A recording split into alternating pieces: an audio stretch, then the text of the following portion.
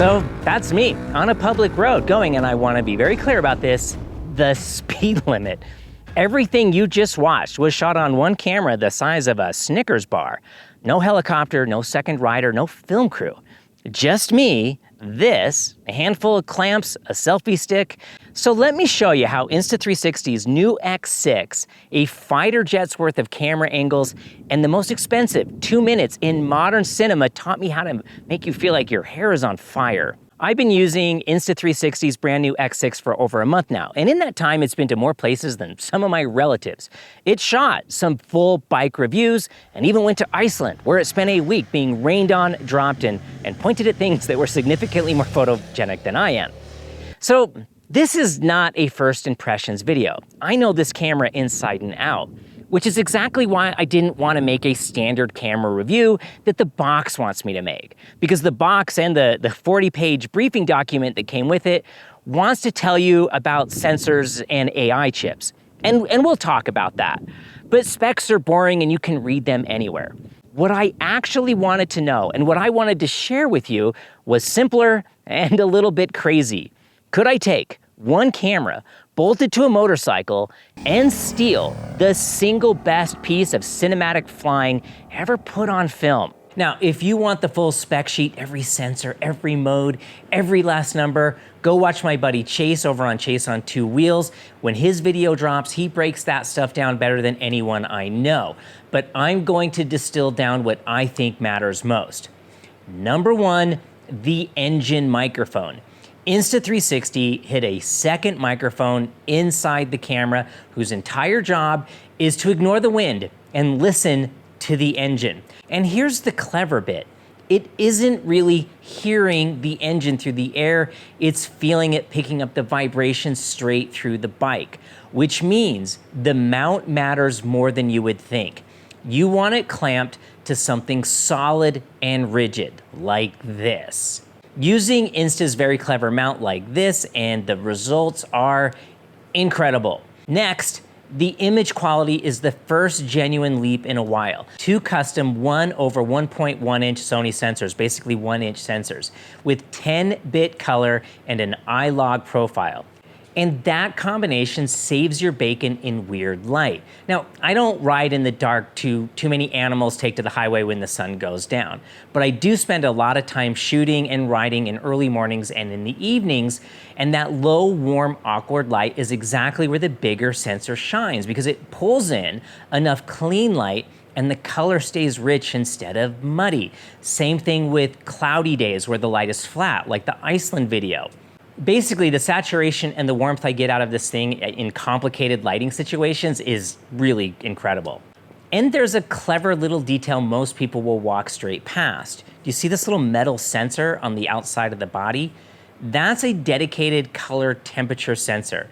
Now, most cameras guess your white balance from the image itself, but this one reads the actual color of the light around you, and it gets it from that little metal square thing, which is a big part of why the color looks so good, rolling from open sun into deep shade or through that warm dusk. Both lenses still agree on what white is because it's getting it from a dedicated color temperature sensor. 3, the battery. Now this one is one that genuinely changed how I pack. Now with the X5, I never left the house without 2 of the big long life endurance batteries in my jacket pocket. It was just part of the ritual. With the X6, I went to Iceland and I shot all day in the cold and in the wet, which is exactly the weather that normally kills a battery by lunchtime. And I did the whole day on a single battery, the battery that came in the box. And when we got back to the hotel that night, I still had 15% battery left. Now, to be fair, I don't film every second of every day. I'm not rolling constantly. Even though there is a dash cam mode, I turn the camera on when I think there's a shot worth having, and I turn it off again when there really isn't. But even so, getting a full day of Iceland weather out of a single battery, nice. 4, one camera, many angles. I mean, you already know how this works by now. It films in every direction and you choose your shot afterwards at your computer or on your phone in the comfort of your own home wearing your jockey shorts, instead of at 45 miles an hour wearing a leather jacket. One mount gives you a POV, a chase shot, a floating third person, all at the same time from one camera. I'm not gonna labor on that. Just hold on to it because it's the entire reason this video exists. 5, the boring stuff that keeps a ride filmable at all. It's waterproof without a case. The lenses are replaceable when you inevitably scratch one, which I have many times. There's plenty of storage built inside, internally, in case you forget to grab an SD card, which I have many times. And it will blur license plates if you want it to make it harder for Palantir to dox your neighbors when they watch your footage. It's all deeply boring, and it's also the only reason you ever come home with footage worth editing. 6, the camera can edit the whole ride for you, and that's a bigger deal than I want to admit. There's an AI mode that watches your entire ride and hands you a finished cut together film while the camera just sits on the desk. For most people, that's kind of the entire point of a camera like this. And I think it's brilliant and it works better than you think it does. So I really wanted to recreate the canyon run from Top Gun Maverick, and before I show you my attempt, I want to be very clear about something. I'm not trying to claim this as my own. I can't. I want to sit at the feet of the people who made it and try to figure out how they think. I mean, the film was directed by Joseph Kosinski and cut by an editor named Eddie Hamilton. And the numbers behind it are frankly incredible. It's a real F-18, that's really Tom Cruise in the back seat, flown by an actual Navy pilot named Frank Weiser, I think I said that correctly, who reportedly landed and said he would never do that again. They bolted 6 cameras inside a single fighter cockpit to get 6 angles at once. I had one camera, but made a few passes back and forth on one stretch of road. They also had a chase plane for the wide shots. I had a drone for those, Insta360's anti-gravity A1, which is, of course, also a 360 camera. So it's the same trick, it's just up in the air. Film everything and decide later. And credit goes to my buddy Mike for being an exceptional drone pilot. And then Eddie Hamilton took that footage and spent 3 months cutting roughly 2 minutes and 15 seconds of film. 3 months for 2 minutes. I mention that out of respect, and partly so that when you watch my version and see that it's not as good, you remember I had a weekend in a 5-year-old Mac studio, and I'm also trying to make 1 video a week. So no, we're not copying it. Think of this as film school, with Kosinski and Hamilton teaching a masterclass they have no idea they're giving. But here's what I learned when I broke down the sequence. It's actually only a few shots. A face wide, a face medium, a face close, the hands on the controls, the side shot, this shot that I can't actually get, but I came up with some alternatives, and over the shoulders on both the left and the right side. Every single one of those you can get with 2 accessories, an Insta360 clamp and the selfie stick. That's it. Let me show you how each one of those works on the bike. For the face shots, I'll just mount the camera off the handlebars. The side rolling shots, I have these little ram balls that I just thread into the side of the engine. There we go. There is our front end shot looking at the front of the bike, just like Top Gun. And then off the back, there was all these shots about looking over his shoulder. I mounted the camera like this. And then there's the famous YouTuber shot that I think Spite's Corner invented, where you take 2 clamps and you put the camera across from the mirrors and you get this cool angle. We all use this shot because of, I think it was Spite's Corner. And then there's my favorite trick of the lot, the flyby. No second rider, no dedicated cameraman, no drone. You just set the camera down on the side of the road and ride past it. Because it films in every direction, you basically cannot miss the shot. It catches you coming and it catches you going every single time. I mean, I do this consistently. You've seen these shots if you watch this channel. Now, one pro tip, point the stitch line, the seam where the 2 lenses meet, straight at the road, perpendicular to the path of travel. That way, when you're riding past, you have one lens catching you coming towards it, the other lens going past you, and then the stitch line where you ride past the camera gets lost in the blur. Get it right, and nobody ever knows. Well, except for anyone watching this video now knows my secret single shooter flyby trick. However, I'm gonna do it the hard way because I'm about to show you what happens when a grown man with too much time and a Top Gun obsession refuses to let a robot have all the fun. Who the hell is that? This is CanyonChaser. I'm going to put the bike into race mode. Negative, CanyonChaser. Race mode is not authorized for this road. Well, I'm going to put it into race mode anyway. Nice. Setting time to summit, 2 minutes, 15 seconds. 2:15, that's impossible. Race mode engaged, CanyonChasers inbound.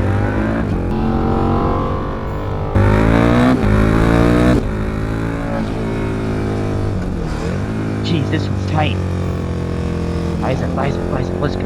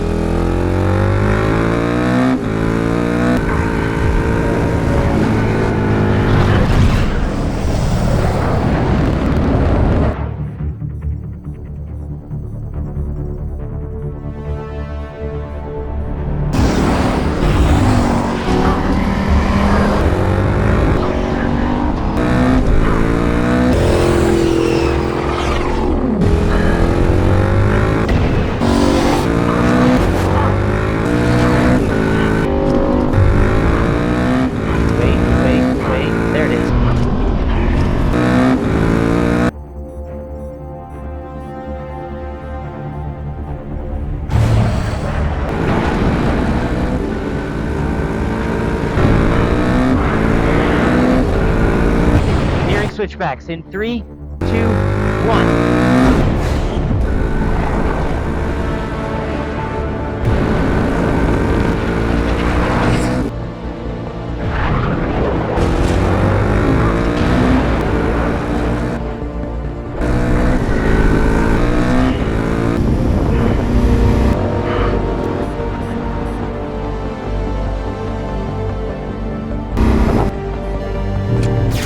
Disengaging race mode.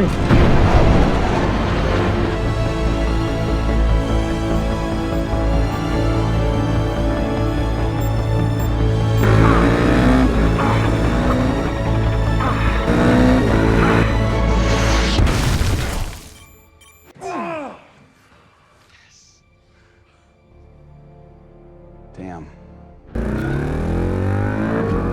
Jesus, bike is fast.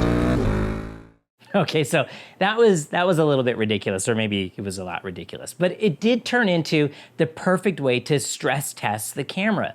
And could you tell how great the engine sounded without having to fight all the wind noise? Here, I'll do a quick comparison. I'll let you judge for yourself.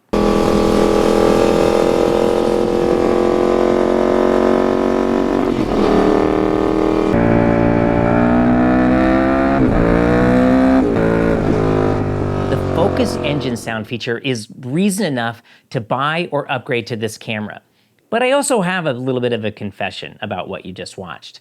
I was not going that fast at all. I was going somewhere between 35 and 45 miles an hour on a public road, like a responsible adult with a selfie stick hanging off of my handlebars. But almost every shot in that sequence is sped up, because this can do 8K up to 50 frames per second with a big giant 1-inch sensor and all that jazz, which gives you the headroom to ramp the speed either up or down without the footage falling apart. And that's sort of the whole thing, right? When you read the camera spec sheet, half of it sounds like noise, right? Like high frame rate and 10-bit color and flat log color profiles, dynamic range, numbers for nerds. But those numbers turn into tools when I sat down to try to tell a story. The frame rate let me fake the speed. The color let me sell that it was golden hour. The dynamic range held onto the sky when I rode into the sun or when the sun was at my back. None of it sounds relevant until you need it, and then it becomes the only thing that really matters. And once you look at it like that, the whole spec sheet reads differently. Beyond the lenses, the triple stack chips, a full day battery for a ride that runs long, waterproofing for the day it absolutely buckets, like when I was in Iceland, onboard storage for the day you forget your SD card, which you will, loop recording for the moment you never saw coming. Every one of those sounds like a throwaway line on a box, right up until it's the one thing that saves the shot. Yes, it makes the camera capable, but it also makes it flexible. Flexible enough to be used the way that you want to use it without worry. And here's why that matters to you. Even if the fanciest thing you ever do is a Sunday ride with your buddies, you get one shot at that ride or that big epic vacation. A normal action camera points one way, so you aim it, you hope, and half the time you get home and find out that it was aimed too low. This one films everything in every direction all at once. That's the beauty of 360 cameras. So you physically cannot miss the shot, right? One camera doing the job of three and a gimbal. So is it worth your hard-earned money? Listen, I've used just about every action camera out there, everything that you can bolt to the handlebars of a motorcycle, and nothing else does all of those things as well at once. And let's not forget that Insta360 has that trade-in program where you can send in your old camera, even that old nasty GoPro dying in a drawer, and knock the price down. I'll put the details down in the description. So look, I rely on these cameras. It's how I make the mortgage. So I need them to work every single time in the rain, in the cold, on a deadline when I only have one chance to get the shot. That's a high bar, and it clears it, which is exactly why it's the one I would put in your hands, whether you do this for a living or you just want to remember a really good ride. So the part where I'm honest with you, Insta360 has sponsored this channel for a long time. They sponsored this video. And normally that's the bit where a reviewer's credibility quietly leaves the room. But the truth, for whatever it's worth, is this. I mean, I've shot with every one of these things from the X2, the X4, the X5, and each generation has moved things on a little bit. The X4 didn't even have replaceable lenses. The X5 added them, and on it went step by step with lots of firmware updates along the way. But the X6 feels like more than just the next step. It feels like the camera Insta360 has wanted to make since the very beginning, and they were just waiting for the technology to catch up to the idea. I mean, battery density and chip efficiency, the sensors. It feels like it all finally landed at once, and you can feel it. And the fact that one small camera gave me the same coverage that a Hollywood film crew and a fighter jet needed 6 cameras to get. That still makes me laugh. I mean, we hear it all the time, cinematic, right? But I think the X6 finally is. I mean, if you watch my Norton Atlas video, I shot massive chunks of that video with this camera. And the most common comment was, wow, it looks so cinematic, without me ever saying I was using this very camera. Now, because I am sponsored, I do have an affiliate link for you. It costs you nothing extra if you decide you want this or any other of Insta's great cameras on your handlebars. But if you use my link, it does help the channel keep going. I'll also drop my affiliate link down in the description to the drone that I use, the Anti-Gravity A1, also by Insta360. Don't forget you only have a couple more weeks to win our Ducati Monster giveaway bike. Details at fanofthem.com/CanyonChasers. Thank you to our channel members and our channel supporters for helping this channel stay alive. Thank you to Insta360 for sponsoring us for all these years. I really appreciate it. Thank you for watching. Ride on and ride well.